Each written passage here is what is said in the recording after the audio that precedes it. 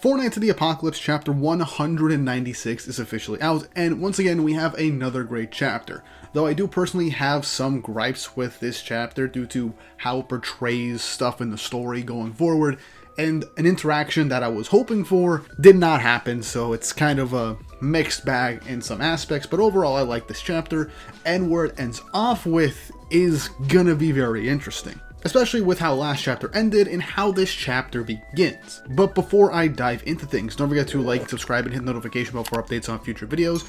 Really helps, and it shows you guys enjoy the content I make here on the channel and shows you want to see more. Also, just wanted to let you guys know, I'm going to be doing more stuff for Patreon starting, well, with this video. Starting from now, every video I upload on YouTube is going to go up on Patreon ad-free and potentially non-censored depending on how graphic a specific chapter review or video I make needs to be. So that ends up depending on the video and the chapter. And I also have a backlog of other videos that I haven't figured out when to upload proper on YouTube that I'm slowly going to be uploading onto Patreon first before I decide on an upload date for these particular videos for the right time. And future discussion, theory, and just explanation videos are going to be slowly put out on Patreon before they end up coming out officially here. I've got some videos backed up, and you'll be seeing me slowly post on Patreon these videos first. So if you want to see ad-free videos, whether it be these reviews or other videos I have planned going forward, go and subscribe to the Patreon for the low price of $1.99 over on the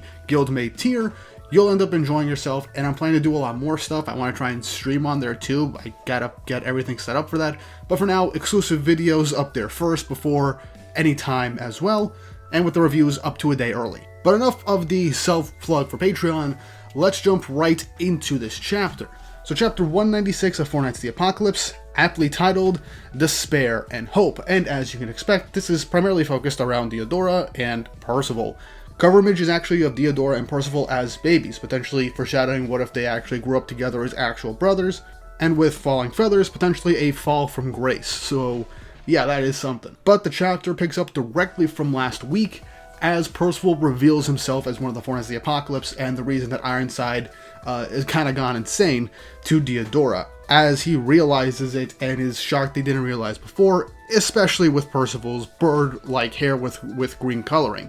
And Percival's still pissed off, just says, yeah, I'm the man who's going to send your father and the rest of Camelot all the way down to oblivion. But as Diodora is just staring angrily at Percival with a death glare right back at him, Diodora just chuckles and says, fine, okay, but sorry about this, bud, but I don't care about my father or the fate of Camelot anymore. With the power I got now, I can have my own life, no need to rely on anyone. But he says it is true that this does rile him up a bit, and with a sinister grin, says once he torments Percival to death, he's gonna stack up the friends that he has in front of his dead body. He's gonna torture his friends and kill them, so yeah, it's gonna make things worse. As he says a cheerful and kind of bone-chilling goodbye, saying, see you later, I'm gonna have a blast. And as Diodora walks away, Percival is just cracking his fist as, seething with rage, we get this beautifully haunting image of Percival with his face shaded out, looking with no details, similar to when we got those like death moments when he just embraces the darker side of his abilities, as he says, you can't do that. The only one dying will be you. Honestly, I'm probably gonna make this the freaking thumbnail for the video. This just looks so badass and so haunting. Ever since the time skip, Percival's just embraced the darker aspects of his character and is more willing to do some pretty messed up shit and is more willing to kill people seemingly. So yeah. But time passes to later that night, after Diodora leaves, as he's having dinner, actually saying that he has to thank Percival. Without him, it's fair to say that he'd never have been born. I don't think he means that literally, I think it just means his current self, more likely. But Diodora actually throws his fork after eating at the back of the head of somebody next to him, and as this person just goes over to Diodora, enraged, obviously, starts beating the ever-loving crap out of him. But as we see, Diodora's despair powers end up rebounding all that damage to this guy. But as Diodora, now perfectly fine, also says, but thanks to you, I'm also alone, as he kicks the stranger in the head as he falls down, as now Diodora begins to berate and punch the ever-loving crap, beating nearly to death this random stranger just to let out his frustration, saying that it's because of Percival that his uncle's dead, his father lost his memories, and that Rothus and Turret stabbed him in the back. All of it is Percival's fault, leaving that random guy whimpering on the ground asking for help. With the last image we see of Diodora for this chapter, he's covered in blood and in this sinister look, stares down, says, "You'll pay for it, Percival. I'll make you pay for all of it." Now, I love how this chapter began after Diodora realized who Percival was, tries to play this off as the fact, okay, you're this person that essentially all this crap happened to me for.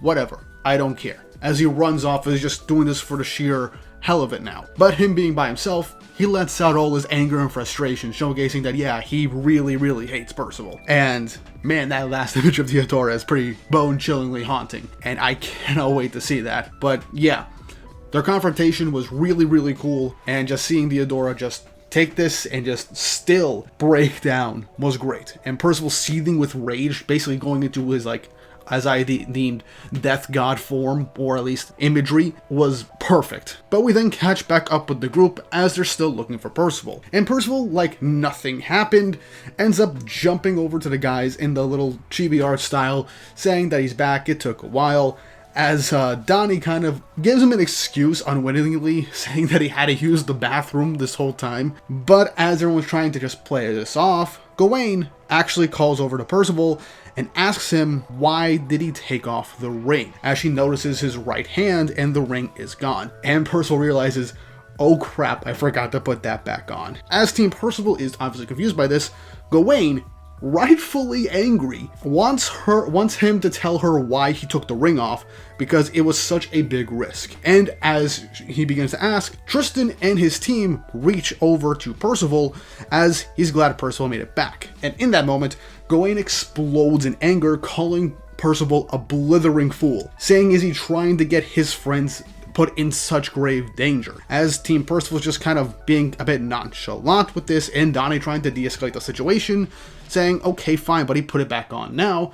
But Gawain tells him that it doesn't really matter because now it won't work on anybody that already knows who he is, which actually kind of makes sense considering that there are people in the area, in their main group, that know and aren't affected by the ring in the first place. Which now Donnie's like, oh, right. And Gawain keeps telling Percival, now that he's revealed himself to the enemy, what's stopping him from telling Beltrop the whole thing and ruining their whole plan, and they're gonna have to fight him and potentially leave the whole tournament. Now, while Percival does say that he fully believes that Diodora isn't going to, well, turn them in because he wants to kill them himself with his own two hands, he wants to kill Percival personally, I do have to ask one thing, and I feel like, correct me if I'm wrong, I don't know if this was said, but their main reason for entering the tournament was mainly to kind of get an eyeball on Beltrop, but also to find Tristan, since he went missing in Camelot. Same with his whole team, and they kind of reached that full objective, so they technically don't have to participate in the tournament anymore, but I guess now it's more so, you know,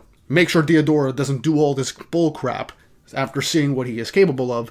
But as for them not leaving, it's very possible they need that wish to kind of get Balin and Gareth out of there, since they are residents of the Cauldron, and even with Gawain's ship, it's very possible that those, like, bound there, born there, or whatever, or brought there from Camelot's forces, essentially can leave no matter what, even with Gawain's ship. Perhaps. I don't know if this was fully explained yet, but I think that's the reason why, now that their main objective is kind of fulfilled, and they have some pretty good allies in Balin especially, and now Gareth, they could kind of leave if they really want to, but I think they just need that wish granted to get these guys out of there, or to fully leave without anybody's notice. But back to the chapter, Hauser actually tries to de-escalate the situation, telling Gawain that she's getting too heated up, but also tells Percival that he needs to calm down too. But then Percival just lets out all his frustration right now. He says he can't calm down. One misstep and An and Naziennes would have been dead by now. Even Gawain kind of understands what he's going for, and Percival, still seething with rage, says, "Don't you see why I came back after so long? It's because I wanted to protect you all. And that's why if someone's trying to kill all of you, I'm not gonna stand for it. And this is honestly a really nice mini crash out from Percival, as he goes on to say, it's just like Lance himself told us. He said, if you're ready to kill someone, you gotta be ready to die yourself. As this is definitely a pretty heartbroken look on Donnie's face especially, and everyone's kind of reacting to this. Donnie, basically being Percival's best friend essentially, goes up to him and says, okay, come on, calm down for right now, it's not like you. Lance is Lance and you're you. Obviously saying that this isn't how Percival usually acts, and everything he's saying is Lancelot mentality. But it's then that Donnie tries to say, stop saying stuff you don't even believe. You're not that type of guy. As he tries to reach his arm around Percival, but Percival just swipes Donnie's hand away with a solemn look, tells him, then what type of guy am I? How would a human like you know about a life spirit like me? And after hearing this, Donnie, dejected, kind of walks away as Percival looks down, and Gareth ends up walking towards him. Now, I do like this because this shows that Percival, after the revelation of him being a life spirit, even though he is in a human body, he's not technically human, and so that's literally affecting him on a more personal level than I initially thought. Because now he doesn't see himself as the same as his friends, and so with everything going on, he still kind of has that little bit of identity crisis of, what type of person am I? I'm a life spirit, I'm not technically human, how would anyone else understand me? So that's something I kind of like. It also showcases why he's more willing to kind of let go of the usual jovial attitude and willingness to kind of, well, not let people die or kill people based off his previous interactions pre-time skip. And I like that. I like that it's Donnie who's kind of,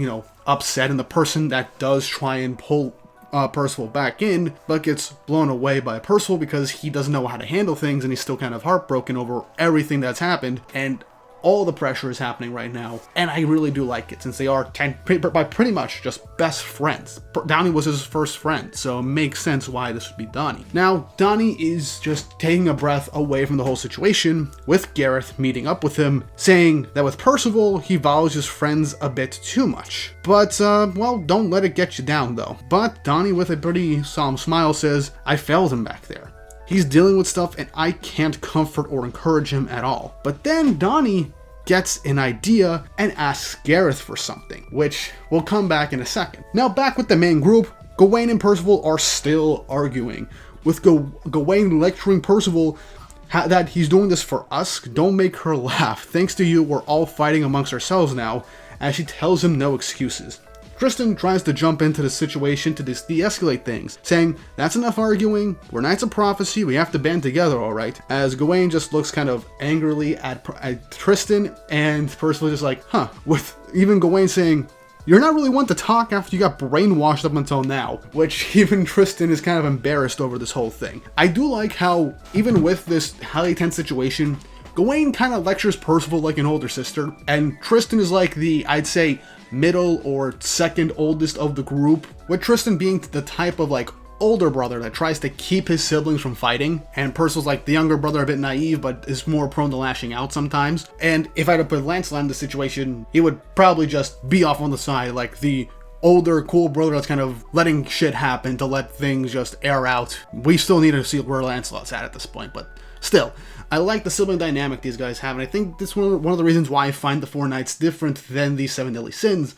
The Seven Deadly Sins, they felt like a very close group of friends that had each other's back. But with the interactions we're getting with the Four Knights, especially right now, they feel more like siblings in comparison to close friends, at least with their base interactions. Which with a small group of characters, I can kind of see that happening, and based off of how they're interacting with each other, makes a lot of sense, at least to me. But I do have one gripe with Tristan in this chapter, after everything that happened previously. He seems to have let go of the grudge he had against Percival after Percival basically ended his own life after all the responsibility.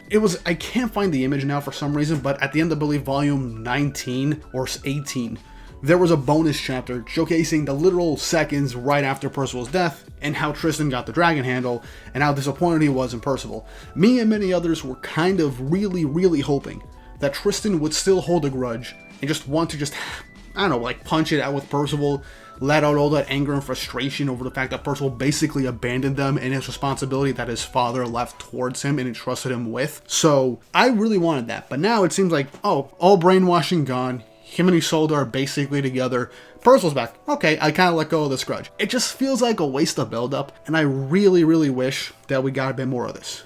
Unless Tristan's just kind of holding it back for the whole group to just not fully implode, and he's kind of holding us back for like a private moment with Percival later on when things finally calm down. But I feel like this is like a plot point that Nakba is just choosing not to fully dive into, which is a real shame in my opinion, because it's something that I was really looking forward to, especially if the finals was Tristan versus Percival. It could still happen, but as of right now, it just doesn't seem like the case. But anyway, back to the chapter. Everybody kind of de-escalates a bit thanks to Tristan to an extent, and Percival's kind of looking down. That is until somebody off screen comes in and asks what's going on. Is this a fight? To think, I'd see you surrounded by so many friends pondering over matters.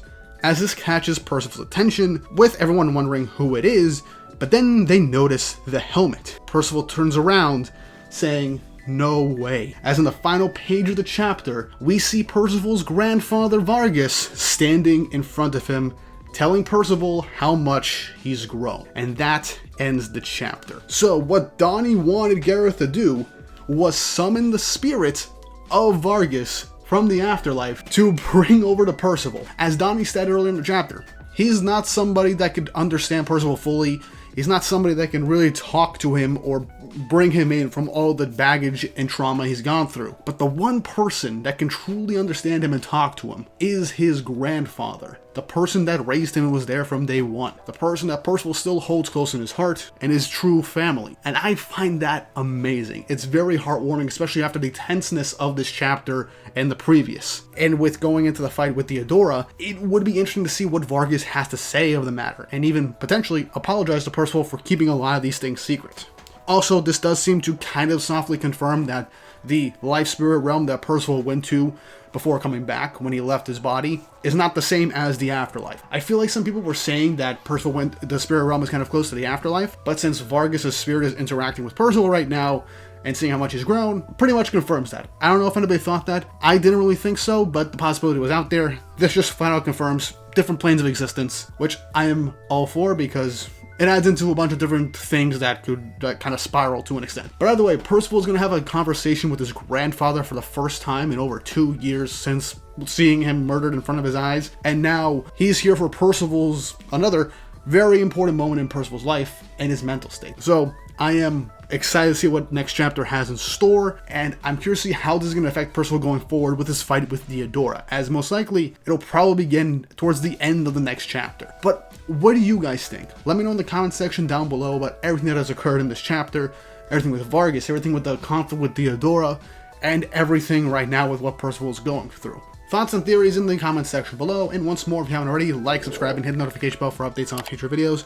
Really helps, and it shows you guys enjoy the content I make here on the channel, and shows you want to see more. And with all that said and done, hope you all have an awesome day.